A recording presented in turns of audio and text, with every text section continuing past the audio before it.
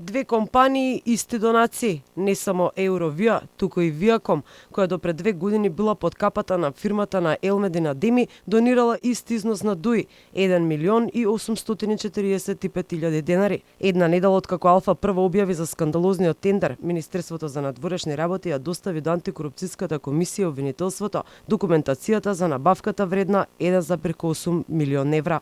И ДУИ тврди дека доставило се што е поврзано со партиските финанси до институциите и дека дел од парите им биле вратени на донаторите, но не објавија никакви документи. Дополнително не се кажуваат датумите на наводно вратените донации и дали тие се поклопуваат со доделените тендери. Ниту ревизорите, ниту инспектори на УЈП не ги потврдуваат информациите на партијата.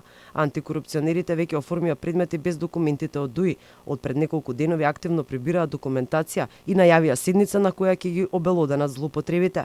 За разлика од нив, обвинителството молчи со денови. Државниот обвинител не изустил ни буква за Eurovia, а првиот човек на организиран криминал Ислам Абази шета по работни посети на Косово и во Црна Гора. Во меѓувреме, Eurovia активно работи на терен. Нивната задача е за 1,8 милиони евра да ја преадаптираат салата Борис Трајковски во пресред на Министерскиот совет на ОПСЕ за 2023 со која Македонија ќе претседава во декември.